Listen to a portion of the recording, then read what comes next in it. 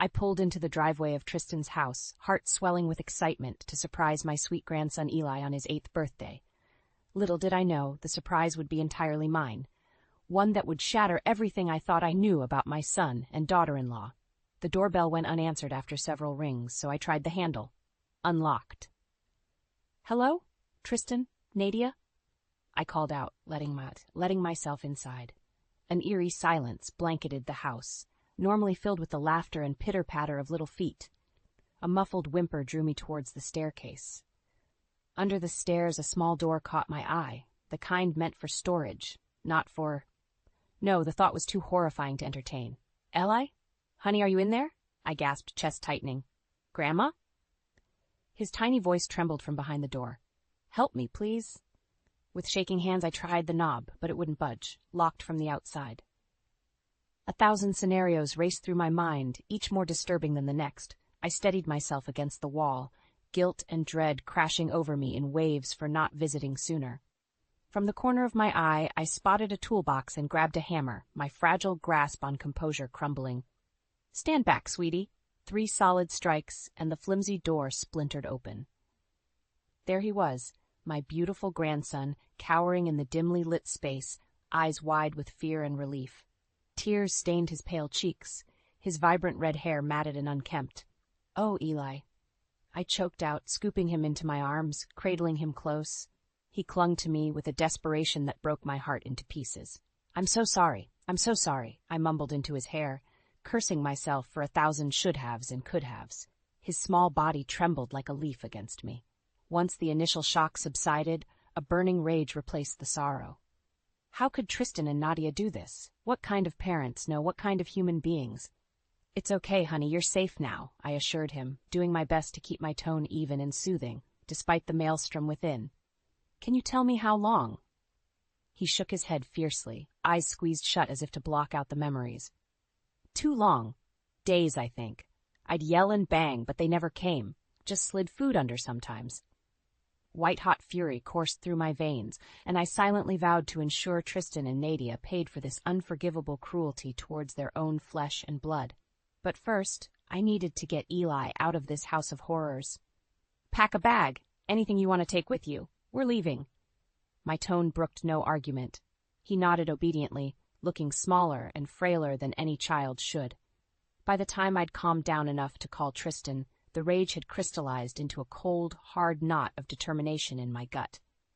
He picked up after several rings, utterly nonchalant, like he hadn't just committed one of the worst betrayals a parent could. "Hi, Mom. What's up?" Those 3 words, spoken so casually, were the spark that ignited my fury into an inferno. "What do you mean, what's up?" I snarled into the phone, my fury simmering just below the surface. "I'm at your house, and I just found Eli locked in a closet under the stairs." There was a brief pause, and I could practically see Tristan's nonchalant shrug through the phone. "So? That's just how we discipline him when he misbehaves. He knows the rules." My jaw dropped, revulsion churning in my gut. How could he be so callous about treating his own son like a prisoner? "You can't be serious, Tristan. He's just a little boy. Don't you dare try to tell me how to parent my own kid, Mom." His voice took on an unpleasant edge. "You're overreacting as usual. He's fine, just throwing one of his tantrums."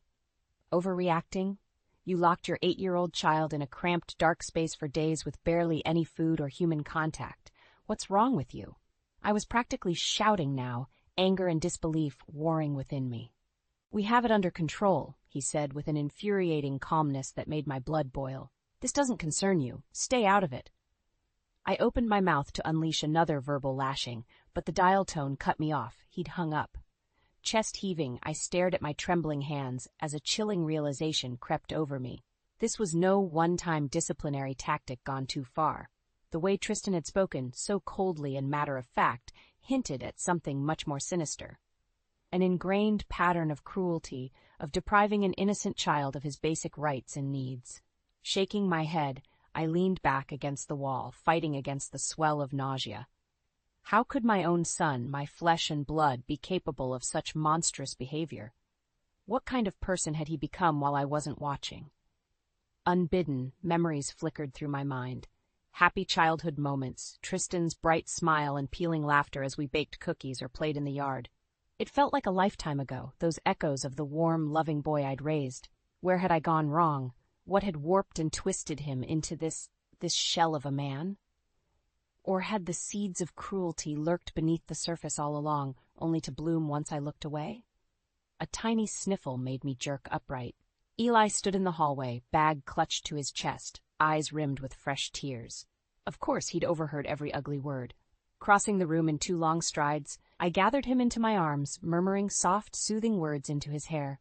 "It's gonna be okay, honey. I'm gonna make sure they never ever hurt you again." And in that moment, as his small arms wound around my neck, my path became clear. No more agonizing over where Tristan had strayed. It didn't matter now. He was beyond reach, beyond saving maybe. But Eli, that sweet, innocent little boy, still had a chance at a decent life. A life full of kindness, love, and stability that every child deserved. Even if it meant waging war against my own son, I would stop at nothing to rescue him from this nightmare. Settling Eli into the passenger seat, I forced a reassuring smile. "Why don't you pick a movie for us to watch at my place? Something with happy endings." He nodded, mustering up a watery grin that tugged at my heart. In that moment, I made a silent vow. By the time we reached our happy ending, Tristan would face the consequences for his unforgivable crimes. No matter what it took, I would make sure of it. The drive back to my place was a blur, my mind spinning with half-formed plans of how to handle the situation with Tristan and Nadia. One thing was certain, I couldn't take them on alone. I needed allies. My first call was to Dale, my estranged husband. We'd fallen out of touch over the years, our marriage slowly eroding until the distance became a chasm. But he was still Eli's grandfather, and I had to hope some shred of paternal instinct remained. "Dale, it's Lorraine," I said when he picked up, trying to keep my tone neutral. "I need your help with something." There was a pregnant pause, then a resigned sigh. "What is it this time?" Clenching my jaw, I willed myself to remain calm. "It's about Eli, our grandson." That seemed to get his attention. "Go on." The words came tumbling out in a breathless rush. Eli's captivity, Tristan's shocking dismissal of it all, my own fears for the boy's well-being. To his credit, Dale listened in stone-faced silence until I finally trailed off. "You're telling me our son had his own kid locked up, like some kind of prisoner?" His voice was dangerously low. "Yes." I glanced over at Eli, slumped against the window in an exhausted sleep. And judging by how casual Tristan was about it, I don't think this was the first time. Another heavy pause, then. "That's it. I'm calling the cops. We'll have those 2 psychos arrested for child endangerment." "Wait," I cut him off sharply. As satisfying as that idea was, it felt too rash, too risky. "We can't go to the authorities until we have rock-solid proof. You know how the system can fail kids." "So what do you suggest?" My gaze settled on Eli's sleeping form, and a steely resolve solidified within me.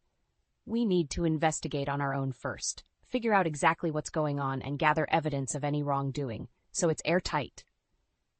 "You want us to perform a full background check on our own son?" Dale sounded skeptical. "On both of them," I clarified grimly. "There has to be some explanation for why they're treating Eli so horrendously. We find that, we'll get to the bottom of this whole mess." A heavy silence then. "Fine, but not because I care about that boy's welfare anymore." His voice dripped with disdain. "Just because he's my grandson, you know, bloodline and all that."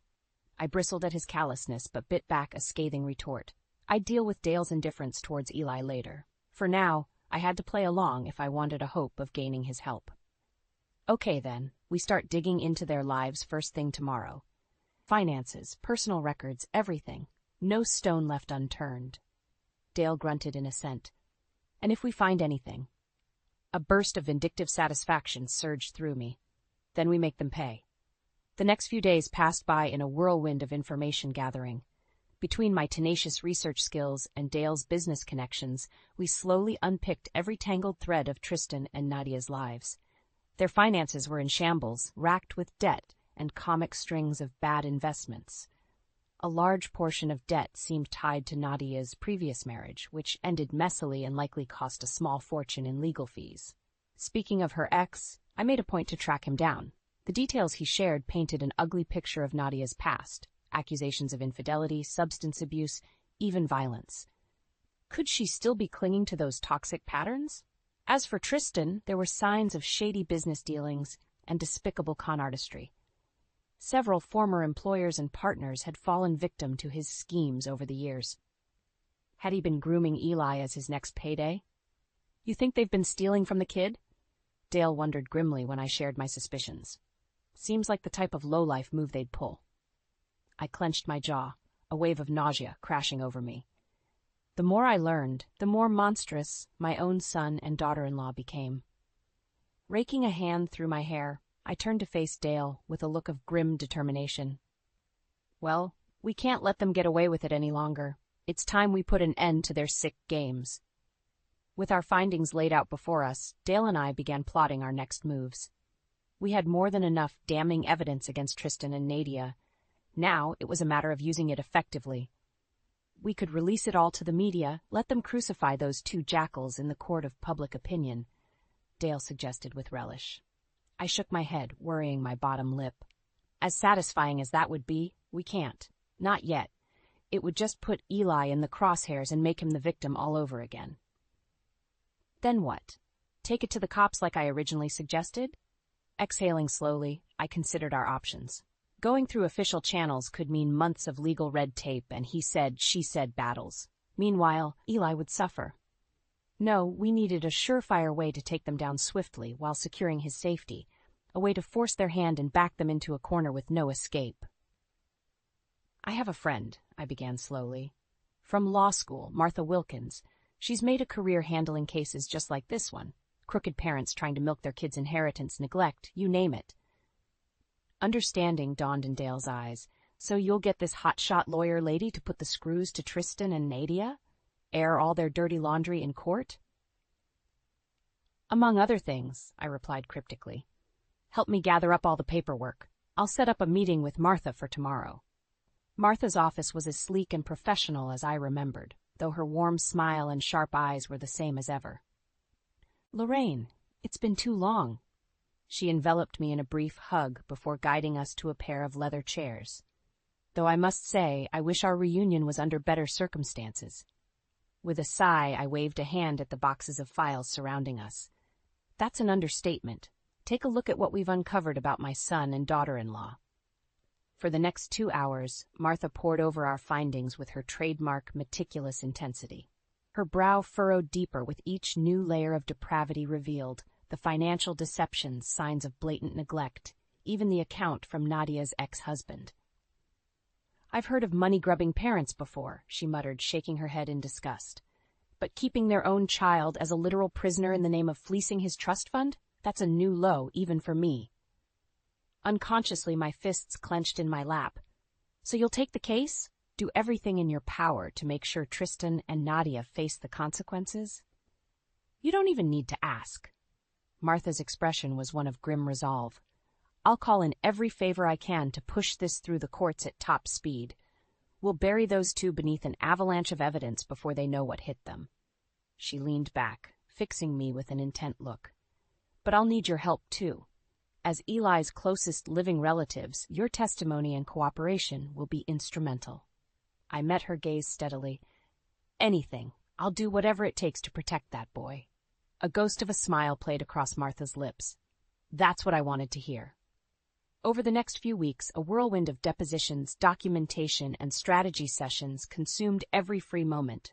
Martha was ruthlessly efficient, anticipating every possible angle of defense Tristan and Nadia might attempt. At her urging, I took steps to be appointed as Eli's legal guardian, should we wrest him from their custody.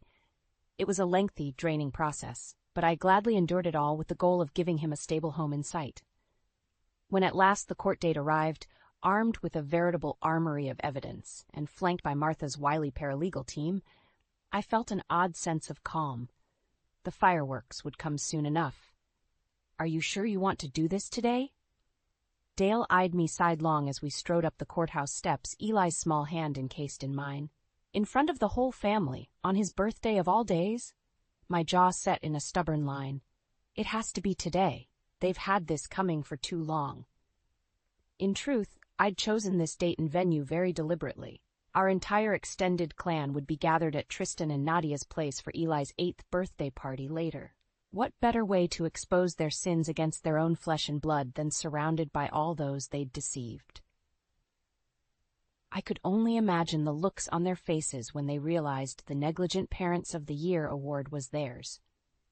Sure enough, my son and daughter-in-law were already seated with the rest of the family when we arrived, the perfect picture of domestic bliss. A tide of expectant murmurs washed over the crowd as the group recognized Martha striding in behind us.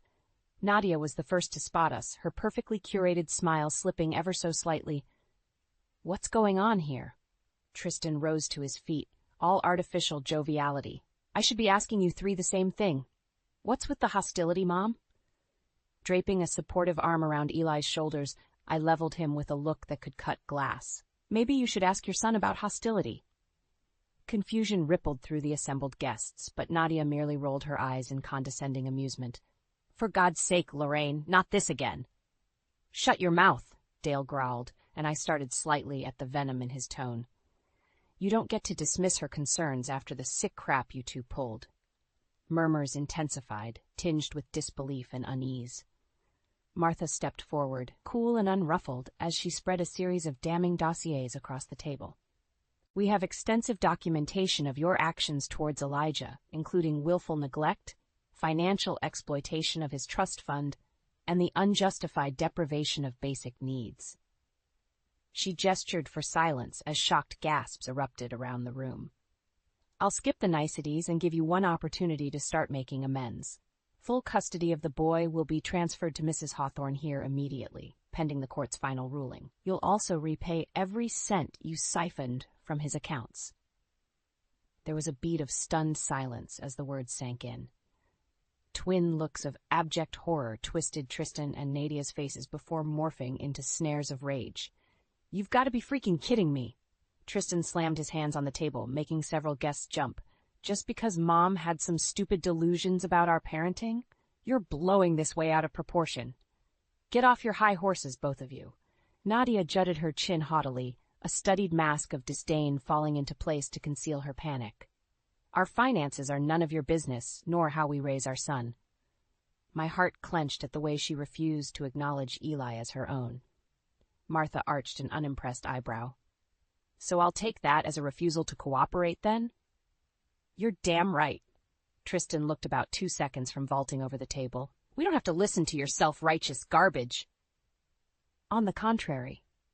Another folder landed on the table with a thud, and the image of a familiar dingy room, harshly illuminated, filled the screen. "You'll find this garbage quite enlightening, I think." A collective gasp rang out through the room as the grim reality set in. Surveillance footage of the tiny closet space where Eli had been imprisoned for days. His tear-stained face and muffled cries were plain as day, surrounded by harsh shadows and stifling walls. Tristan went ashen, mouth working soundlessly as Nadia slumped against her seat, hand fluttering to her mouth. I ground my teeth, fighting back the urge to throttle them both then and there.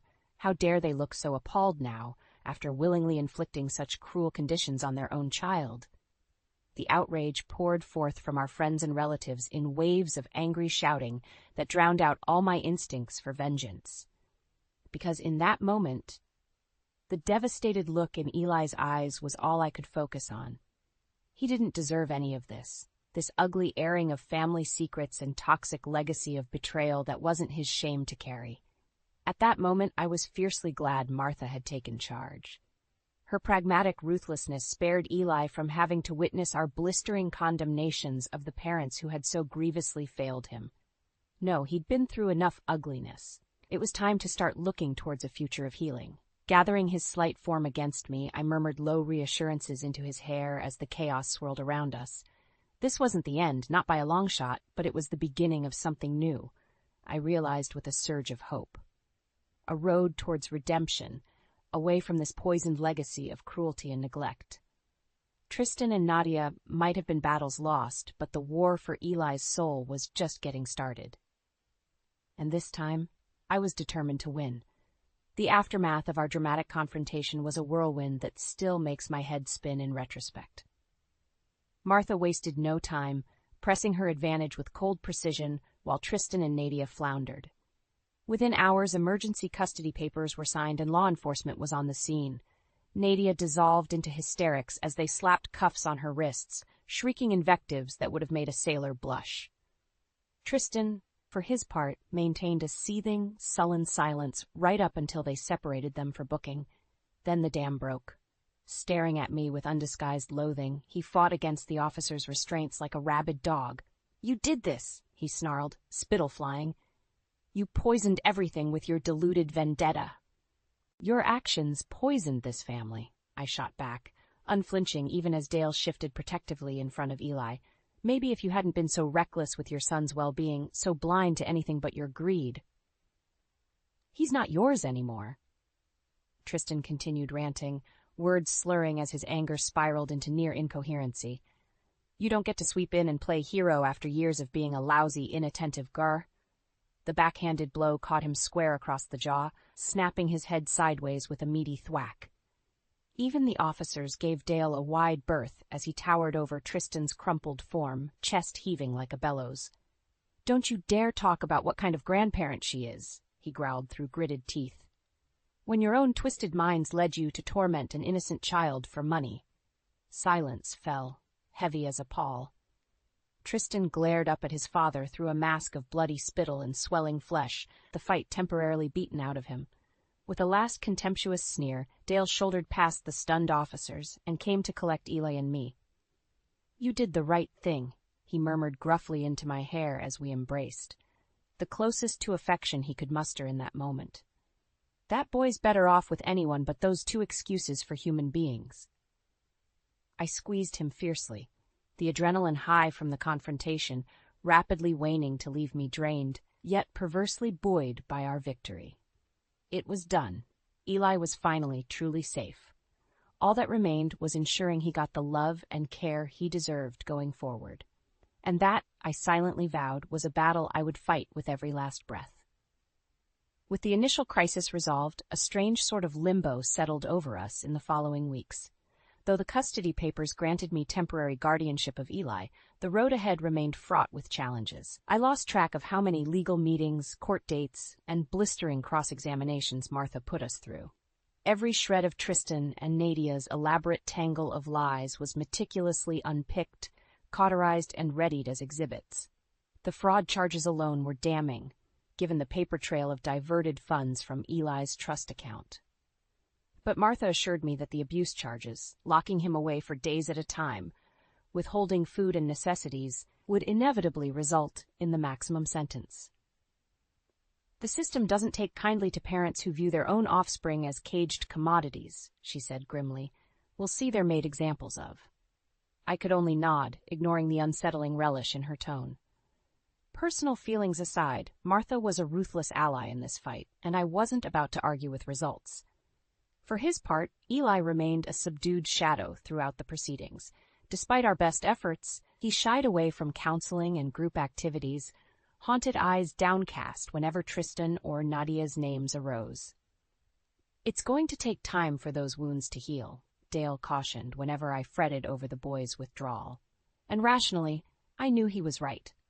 Overcoming the trauma and emotional scarring inflicted by one's own parents couldn't be undone overnight. But that comprehension did little to ease the mounting guilt and worry gnawing at my heart. Had I failed Eli by not recognizing the signs sooner?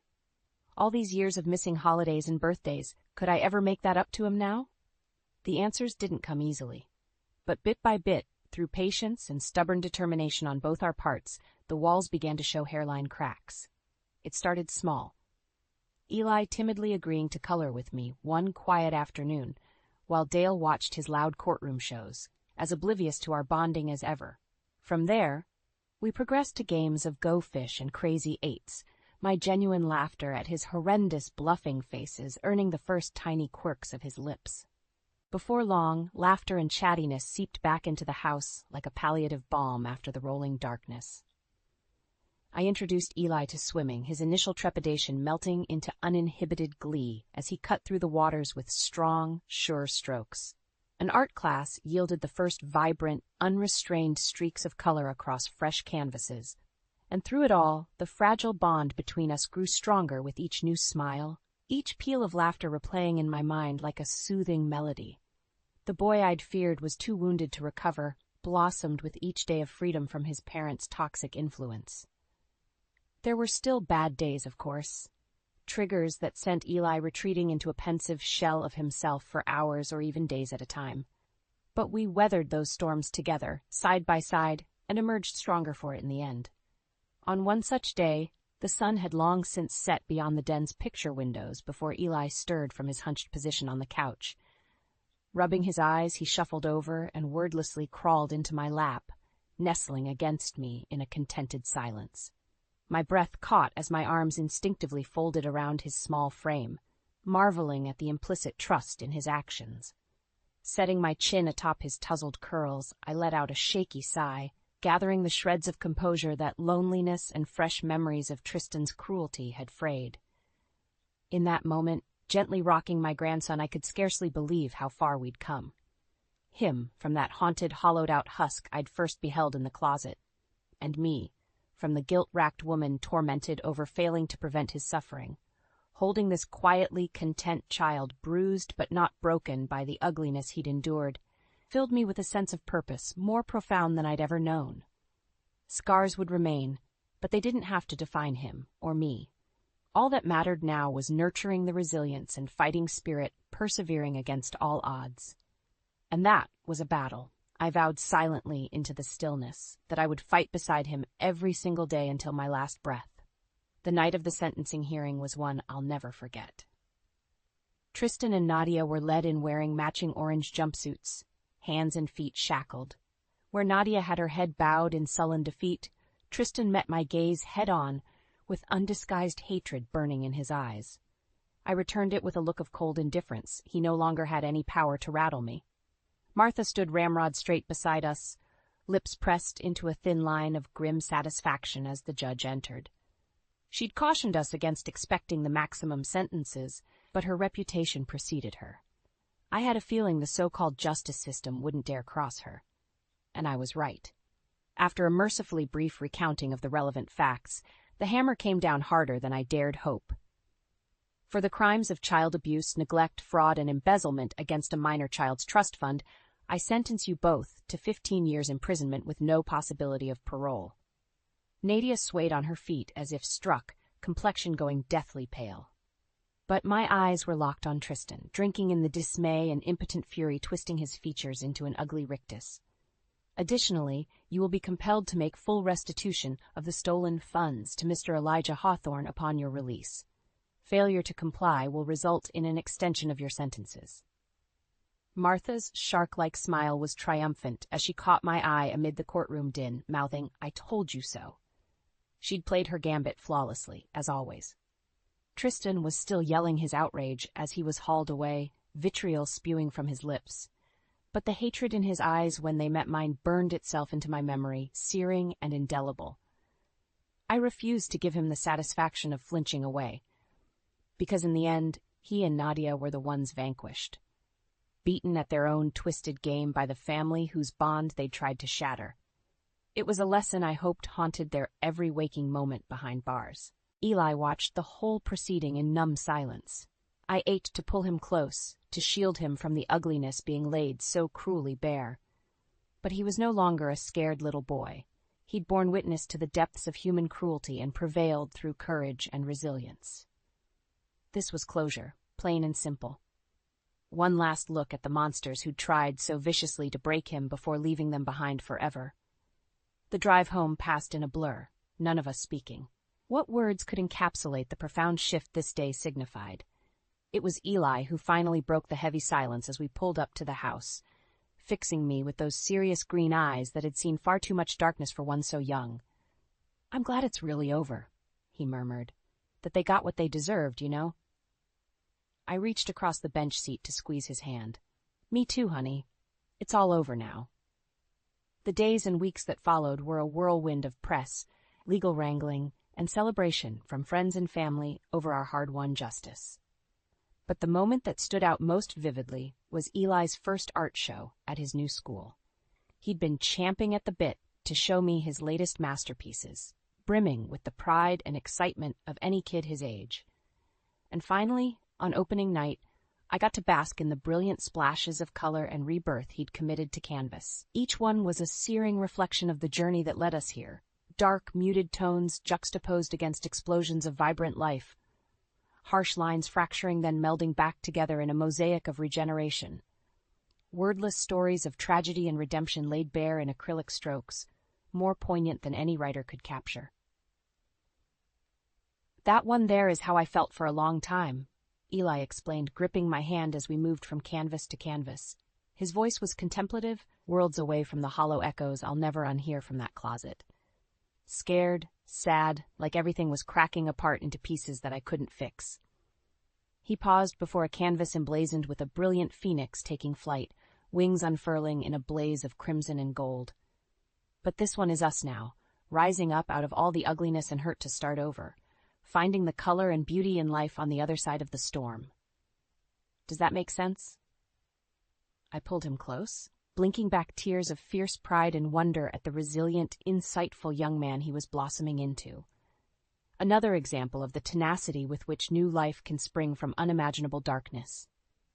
"It makes perfect sense," I murmured into his hair. Because in that moment, bathed in the kaleidoscopic rebirth of his art, I saw the first rays of the new dawn we'd both fought so hard to reach. And as I held him, surrounded by this latest rebirth, one truth became startlingly clear.